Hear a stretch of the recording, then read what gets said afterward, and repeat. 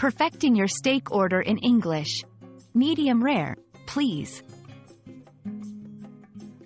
Hello, everyone. Today, we're diving into a very specific, yet widely used English phrase that can make a big difference in your dining experience. Medium rare, please. Whether you're a fan of steaks or just curious about English culinary phrases, understanding this request can help you enjoy your meals exactly the way you like them. So, let's get started and explore what medium rare really means and how to use it confidently in a restaurant setting. When you order a steak, medium rare, you're specifying how you'd like it cooked. Cooking levels for steaks range from rare to well done, each affecting the steak's texture, flavor, and color.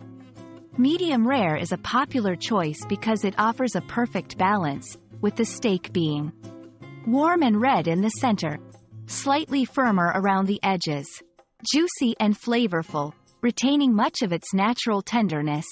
This level of doneness is achieved by cooking the steak to an internal temperature of about 130 to 135 degrees Fahrenheit, 54 to 57 degrees Celsius, ensuring the center remains pink while the outer portions are well cooked. Specifying your steak's doneness, like saying, medium rare, please, is crucial for a few reasons. 1. Personal taste. It ensures the steak is cooked to your liking, enhancing your dining experience. 2. Cultural differences. Cooking preferences can vary widely across cultures. Being clear about your preference helps avoid any assumptions by the chef. 3. Quality of experience. Knowing how to articulate your cooking preference in English can boost your confidence when dining out, especially in English-speaking countries or international restaurants. Using the phrase, medium rare, please, is straightforward but important in its placement within your order. Here's how you can use it effectively. 1. Be polite. Always proceed or follow your request with, please, to maintain politeness. 2. Be clear. If ordering for a group, specify if the request applies to all steaks or just yours.